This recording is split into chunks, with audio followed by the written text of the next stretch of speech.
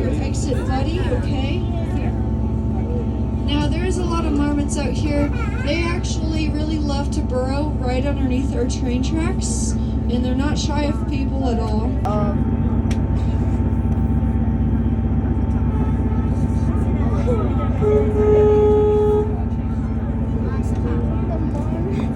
Alright, everybody, that train's going to be passing us now, so if you guys could please sit down. And ever since 1916, the Pikes Peak Hill Climb has been held on this high.